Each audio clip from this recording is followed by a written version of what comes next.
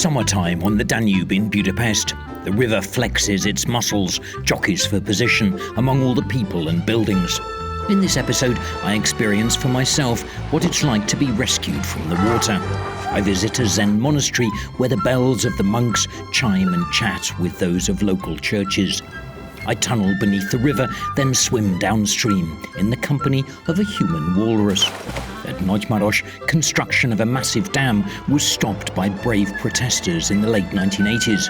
But at Gabčíkovo in Slovakia, the other half of the same project went ahead. The river was kidnapped into a concrete canal and the wetlands drained.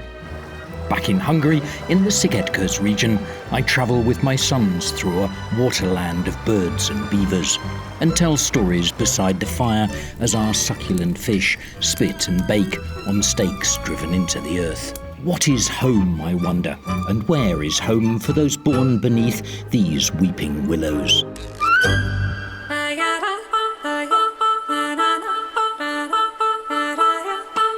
Neither waving nor drowning, just waiting to be rescued. Sheltered from the mainstream of the river, children relish the fun and freedom of life on the water in the harbour of Budapest, and hardly notice a floating Englishman. Today I'm target practice for the river division of the Hungarian Fire Brigade.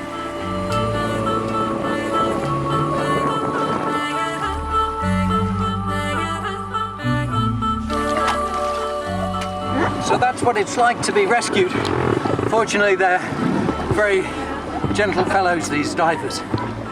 A team of divers is on duty on the Danube 24 hours a day, 365 days a year. Attila Barci is one of the oldest and most experienced. Figyelemváltás, vigyázz!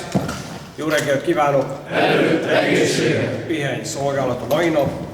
Egyes fecskendő, Deme Ádám főtörzsőrmester. Értem egyes. Búvár Szeren, merülésvezető Bácsi Attila főhadnagy. Értem, merülésvezető. Figyelemváltás, vigyázz! Átadás átvételre oszolj. Ez egy ilyen tipikus szoba, ahol az időnk egy nagy részét töltjük. Ez például az én ágyam itt, a mai napon. Igen. És ezek mind a Dunából? Mind a Dunából. Gyakorlatok során. Ez a darab például a régi Margit hídból. Az a Margit hídból, igen. 19. századnak a vége. Ez a lebombázott Margit hídnak a része, igen, amit most újra korlátként megcsináltak. Aha. És tele van akkor a Duna ilyesmivel? Mindennel. Eleve mi így megyünk le, és így is készülünk fel. Bár van, amikor a Duna a szebbik arcát mutatja, és akkor akár fél méter, 1 méteres látótávolságunk is lehet. Szia, Bárci Attila vagyok. Tudnál nyomni egy gyakorlatriasztást búvárra? Ezen a jó, a rossz és a csúfból.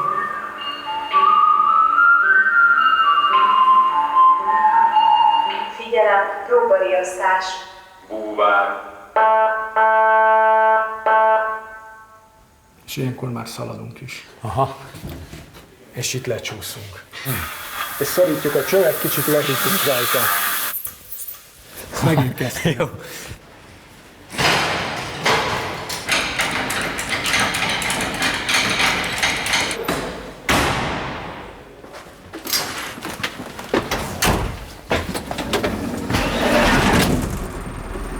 Sajnos nem tudunk úgy segíteni sokszor, ahogy a klasszikus bévácsos vízimentés. Nekünk sajnos már az siker sokszor, ha egy eltűnt személynél a család számára már a holttestet át tudjuk adni, de nagyon ritkán előfordul olyan, amikor úgy tudunk segíteni, hogy valódi életet tudunk menteni, és az mindenépp át. Igen. Aha.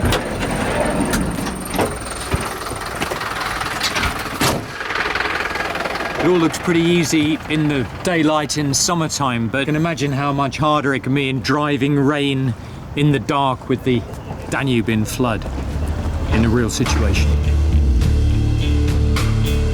Mit jelent a Duna neked személyesen? Az életem során megváltozott. Gyerekkoromban horgászatokat, lejöttünk a Dunához megnézni a hajókat, de amióta tűzoltó búvár vagyok, azóta általában hát valami, ahogy mi hívjuk, káresetet. Nekem a Duna azt az igazi romantikáját a sajnos elvesztette. Tudok sétálni úgy itt a családommal, hogy azt mondom, de szép, és milyen szép a főváros látképe a Dunáról, de utána meglátok egy pontont, vagy egy hidat, és akkor azért csak bedevillan egy eseményre. Ebből a hajóból egyetlen egy van Magyarországon, ezért aztán vonultatható az egész magyarországi vízterületen. Arra van építve, hogy egy másik hajón keletkezett tüzet tudja eloltani. Ennek megfelelő teljesítményű szivattyú van beépítve, 2 vízágyú van a tetején, illetve tudunk róla szerelni 12 darab vízsugarat. A káreseteinknek a túlnyomó része ennek ellenére nem tűz, hanem műszaki mentés. Különböző kisebb, nagyobb hajókkal történő balesetek, ütközések, másik nagy kategória ugye az életmentés, a vízbe esett személyeknél mentést, vagy esetleg eltűnt személyeknél megkeresést hajtani végre. This ship was on duty in May 2019 when a tragic accident happened on the Danube within sight of the Parliament. A tourist boat, the Mermaid, was crushed beneath the bow of a giant passenger cruise ship.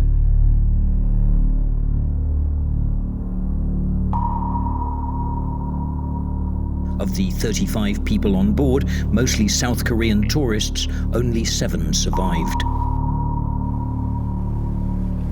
A riasztást azt úgy kaptuk, hogy a hajóbaleset, az egyik hajó ütközött a másikkal, és a nagy hajó víz alá nyomta a kis hajót.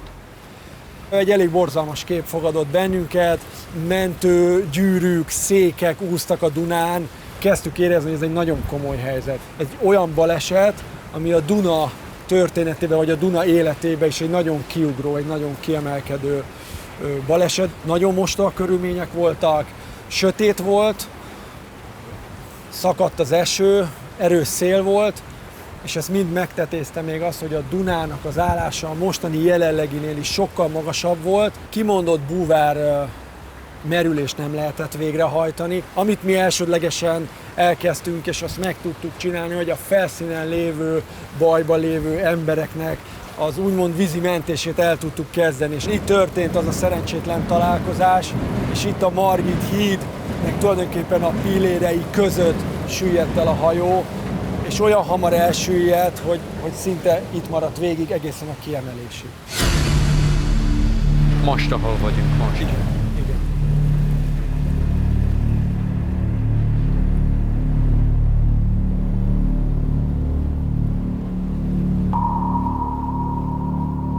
Milyen volt itt bemenni a vízbe a következő napok és hetekben? A látás az szinte nulla, ilyenkor abszolút a búvára, a kezére, a tapogató, tehát abszolút úgy kell elképzelni. Csak kézzel. Igen, abszolút úgy kell elképzelni, mintha vak lenne, igen. Nagyon erős sodrás, bármilyen apró mozdulat a búvára olyan veszélyt jelenthet, hogy a víznek az ereje szinte ugyanúgy eldobja őt is.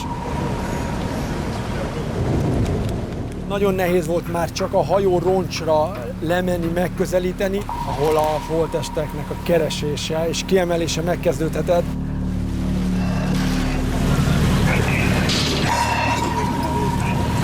Minden egyes embernek a kiemelése az óriási kockázattal járt a búvárok számára is. Hogy tudod utána kezelni azt, amit átapasztaltál? Próbáljuk az ilyen úgymond káresetek után egyrészt a személyes érintettséget próbáljuk ebből teljesen kivenni. Igazából az a jó, hogyha idézőjelben egy gépként dolgozunk és csináljuk a munkánkat. Az egy nehéz vonal, amikor ezt nem tudjuk tökéletesen kizárni. És mondjuk egy ilyen esetnél egy személyes ruhadarabra, vagy egy használati tárgyra téved a tekintetünk, és onnantól kezdve azonnal egy ilyen személyes történet indulna el egy cipőnél, egy pólónál, amit akár a mindennapokban akármelyikünk használ. És akkor óhatatlanul bevillan az, hogy itt egy élet most véget ért. Én reggel úgymond, mikor leadom a szolgálatot, leteszem a terheket, akkor én hazamegyek Pilis Szent Lászlóra, és ott tulajdonképpen kimosódik belőlem ez a dolog. Megölelem a családomat, és onnantól kezdve egy teljesen új nap indul, egy teljesen más élet kezdődik. Ez nagyon sokat segít nekem. The Pilish Hills on one side and the Bergern on the other stretch along the neck of the Danube above Budapest like the mane of a horse. The thickly forested slopes hide many secrets.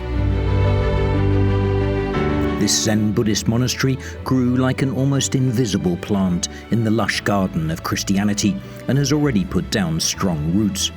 The monks found their own way to comfort the victims of the sinking on the river.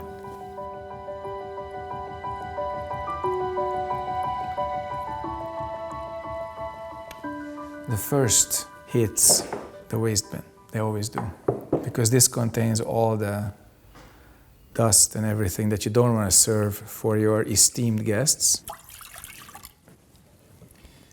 I should confess there was one ulterior motive I had when I heard that there was a Korean-inspired monastery here.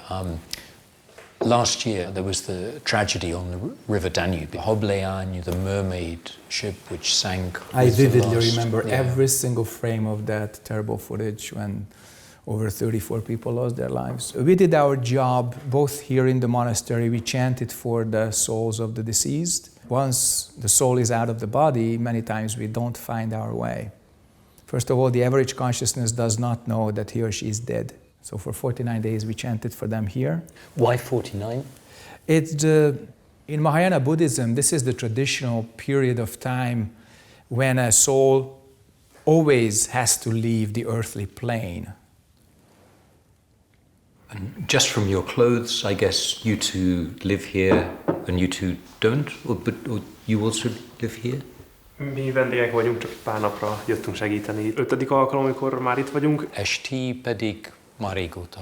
Én 2015. decemberében jöttem ide a templomban először. A szerzetesi felavatást most fejeztem be december elején. Egy évet tettem szerzetesi fogadalmakat. While I'm here, I can take part in the community of it. If you like, to the depth that you wish, you can take part chanting, sitting, breakfast, little work period, and then tea time. Yeah, I'd like to pay for my keep and, work while I'm here a bit, maybe in the garden. Fantastic. You will be most welcome to enter our garden and join hands with our residents. A Hungarian friend once explained Eastern philosophy to me. Think of a jug, he said. The emptiness inside creates the outer form. The jug is full of it. Wow, you can really see far today. That's Slovakia right in front, up to the river Ipoly. And east just of there, that where is it's you see the bright mountain. water Yeah, there. exactly. This used to be a perfect meeting place of mountain and water, yin and yang. And if historical records are correct, that before the basilica and before the small church that used to stand there for centuries, there was a shamanistic sacrificial and burial site. And it's a supremely good geomantic point in nature because mountain and water, they meet in perfect balance.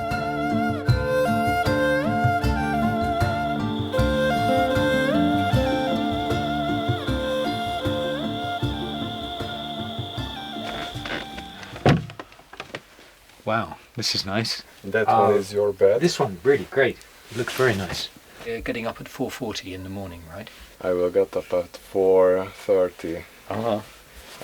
I have to get into the temple a little bit earlier to prepare the Dharma room. Right.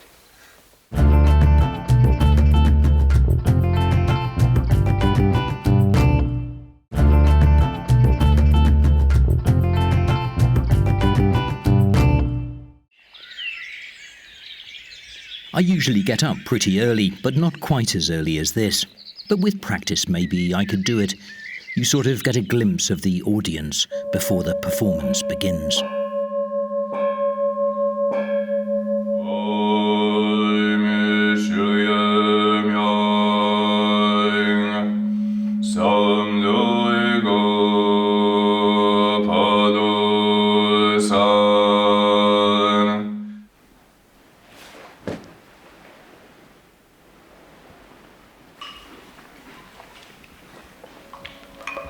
But if we contemplate our navels all day, who's going to grow the vegetables? A question close to the heart of everyone here. Attila, a Hungarian from the mountains of Transylvania, runs the greenhouse. Mielőtt idejöttél, mit csináltál? Én elég sok mindent. Pontosan, amielőtt idejöttem, asztaloskodtam. Végzettségileg testnevelés, szakon végeztem egyetemet. Lássuk, hány magunkon.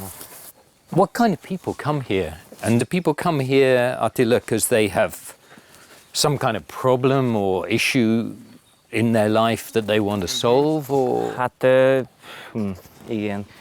Nekem is benne van ez, amiért ide jöttem. Tehát, hát most megoldást nem tudsz várni egy helytől, vagy egy teljesen új környezettől. Ugyanúgy én ezt tapasztaltam, bárhova megyek, viszem magammal a megszokásaimat, a berögzödettséget, tehát az életem az úgyis ugyanott van velem, mindegy, hogy hol vagyok.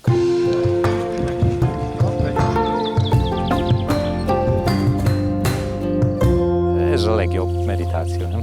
Így van, én is ezt mondom. A legjobb, ha itt közben tudod megcsinálni ezt. Igen. Belevinni a hétköznapodba minden.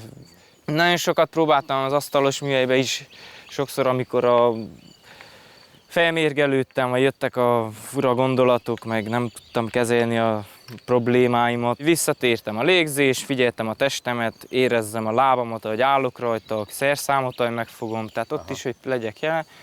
Olyan szépen el tudott tűnni az a sok probléma a fejemből.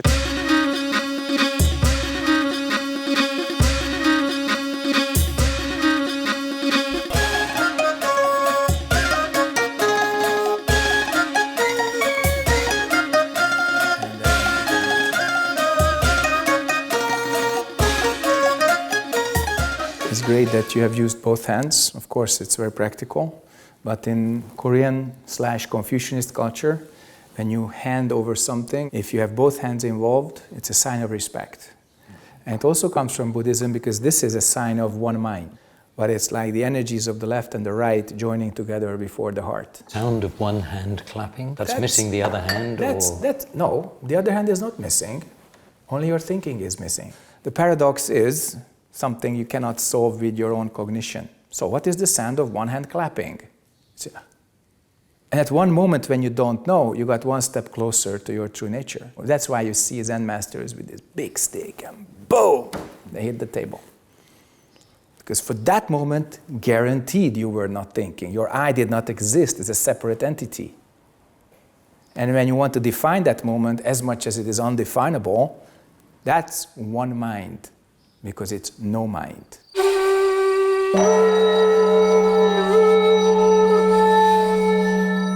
Everyone wants happiness. Everyone wants some kind of success, fulfillment, peace, you name it. But the root of that is in our own minds. Our contribution is to bring that enlightened mind within reach for people.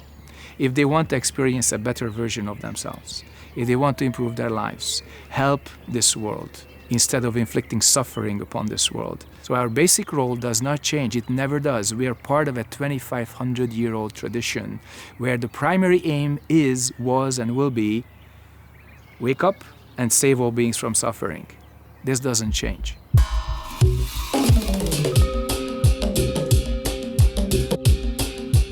At the monastery, I realized, even within such a strict discipline, you can experience total freedom. Now back to samsara, the flow of existence. I've travelled by boat up the river, flown over it, swum in it, but I've never actually walked underneath the Danube. But I've heard there's a tunnel somewhere here. Isten hozott. Köszönöm szépen. Gyere! Ez az alagút. Így van. Fejedre vigyázz. Igen. Peter Tóth from the Hungarian Water Authority is my guide to the tunnel. The dam was planned exactly here. Instead of a concrete wall, there's just this concrete pipe. It's lucky we're not claustrophobic. Igen, örülök, hogy mondod, és annak is örülök, hogy itt vagy velem, mert igazság szerint ezen az alagúton végig menni egyedül azért elég félelmetes. Igen. Hát ugye mégiscsak lent vagyunk a Duna alatt most már, egészen pontosan olyan 10-11 méter mélyen. Az a tudat, hogy fölötted van Európa egyik legnagyobb folyója, meg van egy óriási víztömeg feletted, azért azért van benned egy ilyen érzés.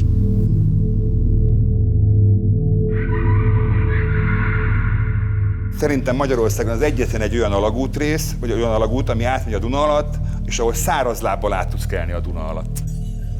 Ahova építették, itt lett volna valamikor egy vízlépcső. Talán már hallottál róla, a bős nagymarosi vízlépcsőről, de amikor ennek az építkezése megszakadt, vagy illetve a magyar állam ebből kiszállt, akkor itt már el volt terelve a Dunának a medre, és ha már el volt terelve a Dunának a medre, akkor úgy döntöttek, hogy létrehoznak egy közmű alagutat, 2 méter 80 centi átmérőjű csövekből építették meg. Nem fúrták az alagutat, mint ahogy a metró alagutakat szokták, hanem szárazon építették, és utána engedték rá vissza a folyóvizét. And the tunnel is full of pipes. What's in these?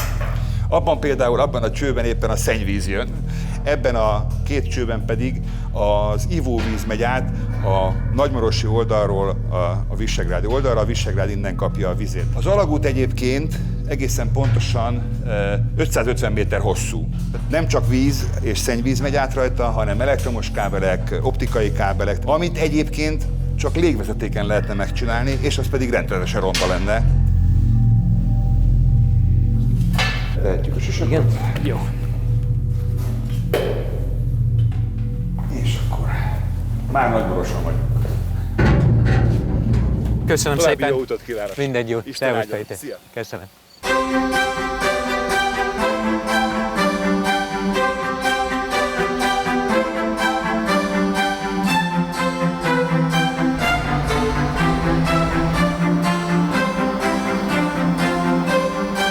Nagymaros is like a jewelry box. Its lid swings upwards into the hills, but the town opens to the Danube.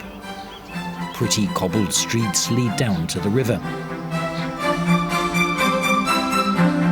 The locals recognize each other, but Rosmar is even better known than most.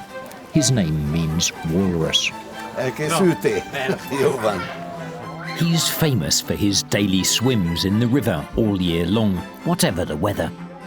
Télen minden nap mezítláb jöttem föl a kerékpárúton ide a stéghez, és hát eleinte nagyon furcsa volt, mert az emberek azt hitték, hogy hülye vagyok, vagy nem normális. De aztán, amikor látták, hogy... normális vagy? Milyen csinálod? Hát, mert nem vagyok normális. Azért csinálom, mert 2002-ig nagyon erős dohányos voltam. És mivel sikerült hazavágni a tüdőmet, mivel futni nem bírok, mondom, akkor elkezdek úszni. Úgyhogy 2002-től úszok minden nap, minden január 1-én csinálunk egy ilyen kiózanító csobbanás. Most január 1-én olyan 60-80-an voltak, akkor már nagyon sokan voltak.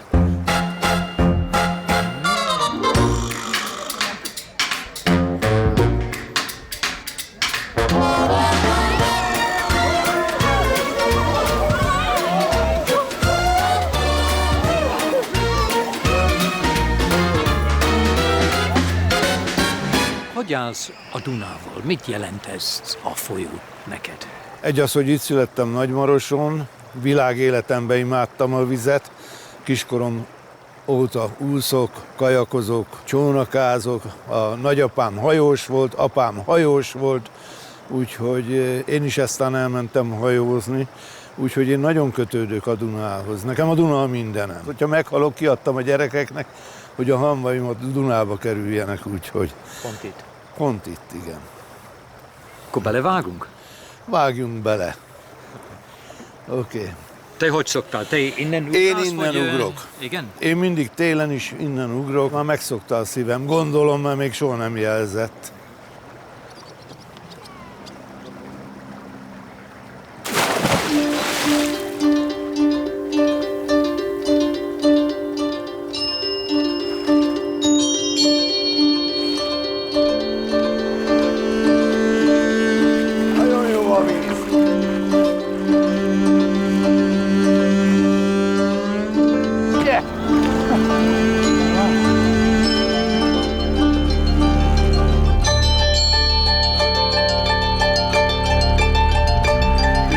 Kellemes a víz. Nagyon kellemes.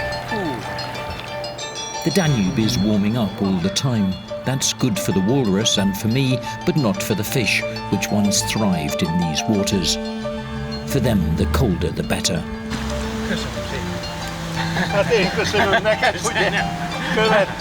Mishi was saying to me as we were swimming that the trick is to swim slowly and you keep warmer that way. I didn't quite understand why, but it's definitely true. But the current is strong enough, you know, you hardly needed to swim at all, but absolutely marvellous.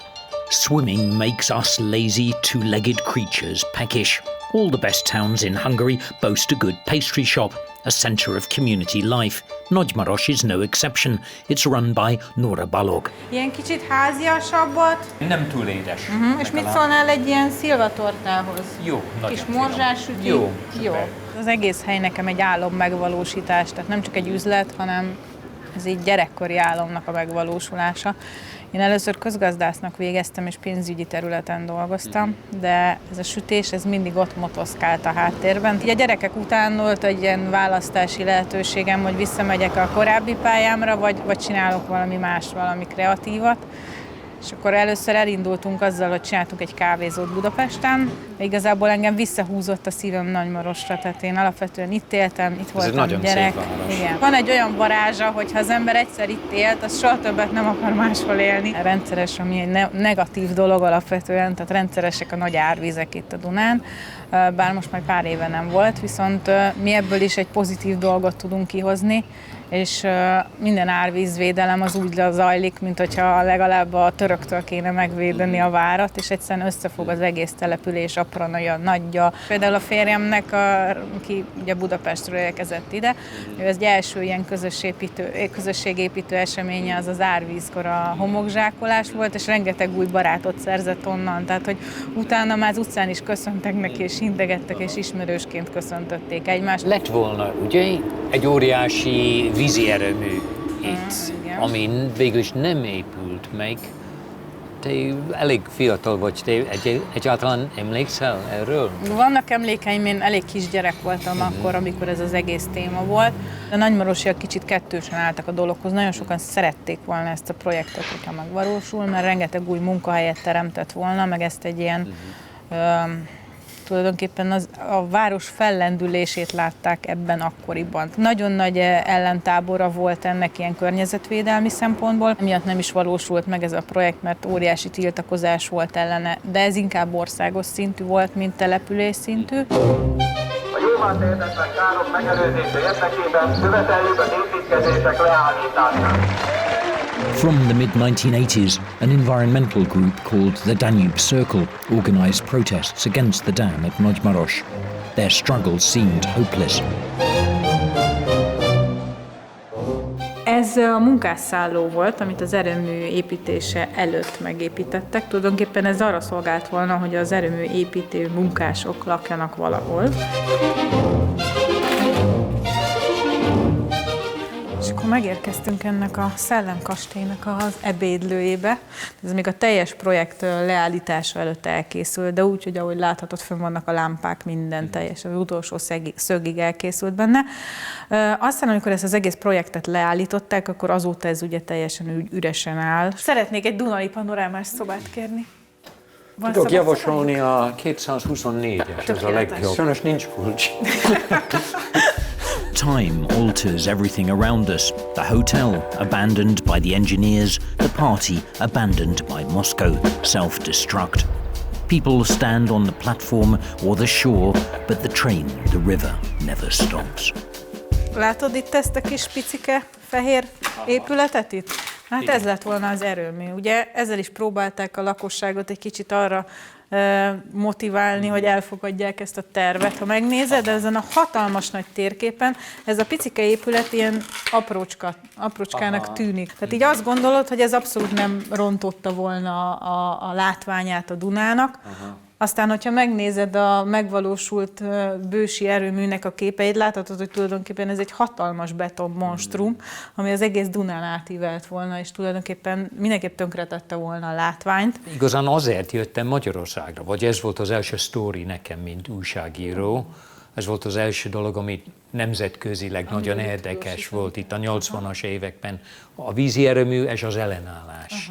És persze az ellenállásból valamennyivel lett a rendszerváltás. Ez egy tipikusan egy olyan eset volt, ahol mindenki összefogott és fölállhatott, és együtt mehetett utcára, és tiltakozhatott, mert már annyira szerettek volna tiltakozni. Igen. Annyira el voltak nyomva sok éven keresztül, hogy végre volt valami, amivel szembevehettek, amire beleállhatott mindenki, és így tulajdonképpen egy személyként egyesülve mondhatta azt, hogy nem kérünk ebből, és nem akarjuk tönkretenni a Dunakanyart.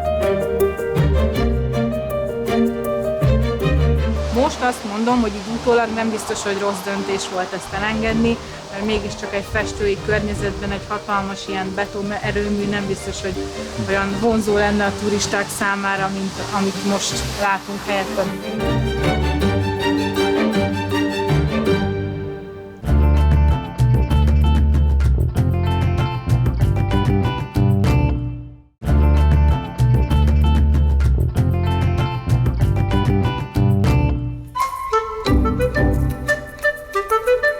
North of the river in Slovakia, the dam was built. This was a region of 1,000 islands built by the Danube. In its concrete channel, the river was cut off from the soil and the level of the groundwater fell dramatically. Pál Litera took me to see the dam that was built. The whole plan was to build a couple of two large dams. The one was above this Gabčíkovo dam and the other was the Nagymaros dam. The Nagymaros dam was not built. In Slovakia, unfortunately, there was strong effort of the politicians to build this Gabčíkovo dam. So it was the Danube here in Slovakia was dammed just shortly after the revolution in 1992. To me, it looks more like concrete, like a concrete channel, something artificial. To make electricity in this waterwork construction. The amount is maybe up to 10% of the Slovakian consumption, so not a few actually. And the production is made by flowing this water from this large step. It's maybe several tens of meters, like flowing from up to the bottom, and the water turbines are turning the energy of the water. Maybe the thing what people didn't consider at that time was the price that we will have to pay. We are paying it already, especially in the nature, which is getting lost there, because the forests there are dependent on water, and now 80% of water is gone from there. The fish stocks have disappeared. It's significantly less fish there. There are species of birds which used to be quite common in the forests around Danube. Now they are almost extinct, like black stork. So the diversity is getting lost. The diversity of nature, the colors of nature.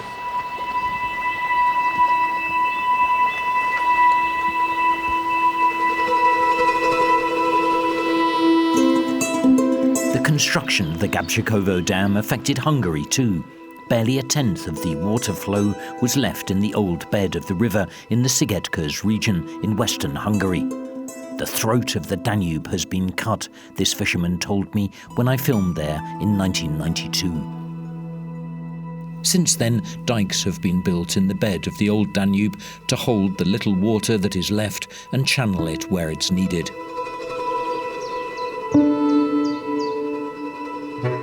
"28 years later, I came back with my boys. Uncle Lotzi and his son took us out on the re-flooded channels. Parancsolj!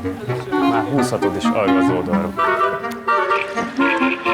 Nagyon változott 91-92 óta. Mióta lett a... Hogy néz ki? Hogy nézett ki 90, akkor? Itt nem volt víz. Nem volt Itt semmi. nem volt víz. Itt nem volt. Hogyan mondjam, ezekben Duna ágakban helyenként volt víz. Helyenként. Emlékszem, amikor én ide jártam, volt, aki sírt. Hát, el is hiszem. Mi is, mikor megláttuk, hogy nem maradt itt semmi.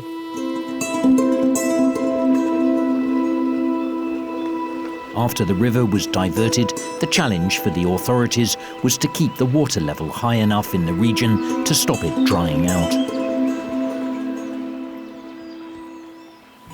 Gyönyörű kristálytiszta a víz. Gyerekkoromban ittunk belőle. Igen.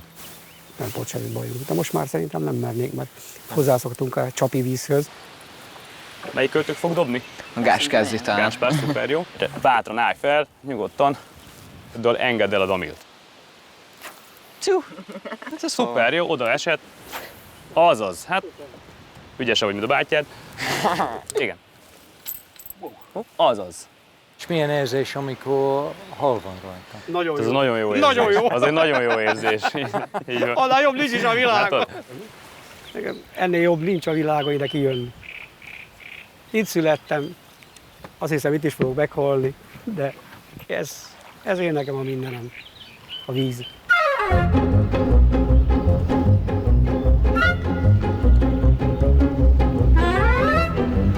Uncle Lotzi and his son live in Dunasiget, a village of 1800.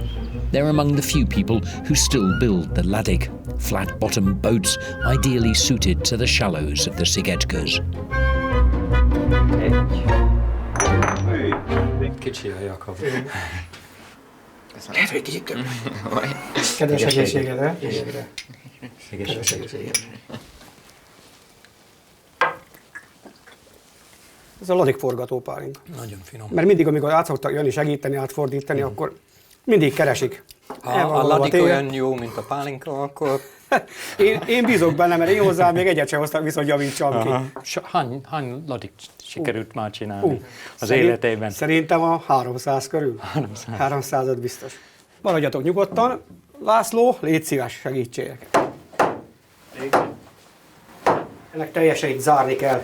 Mert ha itt nem zár, akkor a oldal nem megy neki, és itt fog ereszteni. Még? Jó. Szeretem különben csinálni. Olyan jó, mikor készen van, olyan jó megnézni. Amerre megyek éppen van, Laci is már minden, még a feleségem is akar, mert azt te csináltad. Azt te csináltad. Megpróbálja valaki beütni? Gyere, Jakab. Te? Megpróbáld? Én bekottyintom neked annyira, hogy tudd elütni, jó? És előre a szeget. Bent van?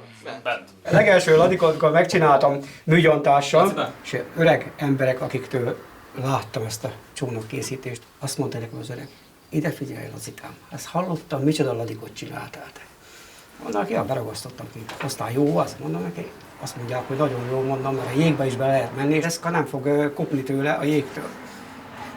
Azt mondja nekem az öreg, ide figyelj, fiam, te egyet még nem tudsz, mondom nekem, mit Gyula bácsi? Azt mondja, azt, hogy én minden évben kapok a javításért is pénzt, de te nem fogsz kapni. Traditionally, moss was used to seal the gaps between the planks. Now epoxy glue is easier to come by and lasts a little longer. The snub bows of these boats were designed for fishermen. Leaving the boat builders to complete their work, it's time to return to the water with Zoli. A local guide, he's trying to spread the word far and wide about the beauties of this region. He knows all the best places for cormorants and beavers. Rengeteg sziget van itt, több tucat, és ez pedig konkrétan a Bügecs-sziget, a nagy Bügecs. Az a különlegesség, hogy kormoránok élnek rajta. Azok a feketék, azok nem ők. De, ott is ők szárítkoznak, ott szárítkoznak. Figyeljetek, nyomunk egy kövér gázt, és figyeljétek őket, mert föl fognak szállni mindjárt. Nem túl jó repülők, ugye nincs fagyúmirigyük, ezért amikor halásznak, mélyre tudnak merülni, és sokáig is a víz alatt vannak, viszont vizesek a tollaik, és amikor felszínre jönnek, meg kell szárítkozzanak. Tehát nagyon nehezen lomhán száll fel, és most ők ketten nem is menekültek el, hanem lemerülnek, és a víz alatt, oda nézzél, a víz alatt menekülnek tovább. Many years ago, I came here with your mother to make a film. And the name of the film was Dunasiget, the Fairy Island.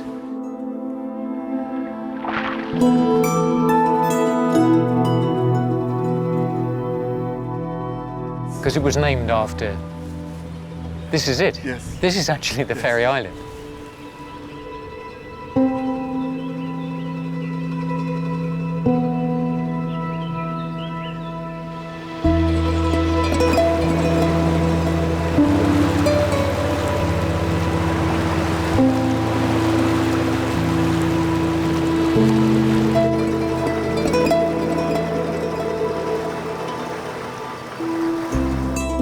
For supper, we went back to the campsite to prepare a traditional fisherman's meal. The steaks must be sharp because the stakes are high. If the fish fall into the fire, we all go hungry. Jó éles késsel, így beírdaljuk. Jó, aha, jó lesz. Így van. Lehet érezni a Igen. illatát. Akkor tudom, hogy kész van, meg szokom tapintani, és kopogni kell a halnak, annyira száraznak kell lennie, tehát nem folyhat belőle víz, mert akkor még nincs megsülve. Ez már van annyira kopog. És mivel eszi az ember? Kezével. Kezével. Meg a szájával. De úgy értettem, Nem se kenyér semmi, csak így. Hal-hallal, így van, és akkor annál többet tudsz belőle lenni, minél kevesebb kenyeret teszel hozzá.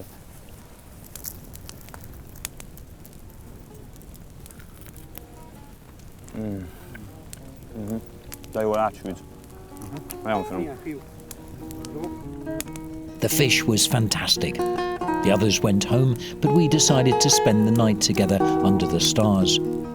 As my sons reached the age I was when I first saw the Danube, my own life has come full circle. How do you play 21 strings on 6? It's like this kora. You know, I saw them when I lived in West Africa, and that was before I came to Hungary, of course. A few years before I came to Hungary. And then I came to Hungary and I thought I'd stay for 6 months. And then I thought I'd stay another 6 months. And then I met your mother. We ended up staying there, really. Staying here, which I don't regret at all, actually. I do feel at home in this country. Where is home for you? We've spent weeks in England, but never more than 14 days, you know. But Hungary definitely is really your home. Yeah, I feel quite home in Milford, in England. Where your grandmother lives. Yeah. Uh-huh. You know, I like this English writer, John Berger, very much. He writes a lot about migration, but he also says if you leave home, if you are constantly on the move, or if you feel in some way in exile, then you feel fragmented. And the way he describes it, can I borrow your stick? Is like from a fire, like the fire in your home, in the house you were born in, is like the center of your universe. And with the stick, it's as though the smoke or the flames rising up, they're going up to heaven or to God or to the universe or to the stars. And the stick beneath the fire, the vertical line beneath the hearth is going down into the underworld. And that's where your ancestors are buried. And so somehow, if you still have a home, you're traveling on the horizontal line, but you're always kind of bouncing back or drawn back to that central line connecting you to heaven and to the afterlife somehow. With your mother, you know, we were talking about how when we got first married and we were wondering where to live, and I suggested to her that maybe we should move on all the time and live 3 years here and 3 years there, which I could have done with my job. And she said, no way, we're going to stay here. I would like to bring up our children, if we have children, to have one place that they can always come back to. So I think she was quite closer than I was to that John Berger's idea, to that sense of a home. And that children need that, people need that. And I think at the end of the day, she was right. So I'm glad that I kind of sort of gave in to her argument. But it's very nice to bring you both back here because, you know, we made this film here many years ago, and maybe it was here in Szigetkőz that I first felt at home in Hungary.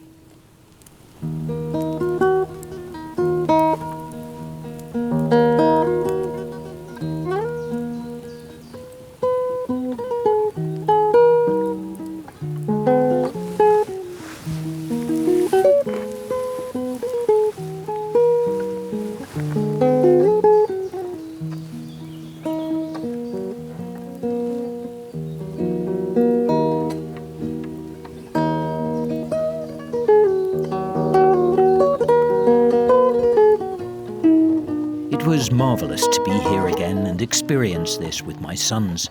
But soon I must leave my chosen homeland to continue my journey upstream in search of the source of the Danube in Germany.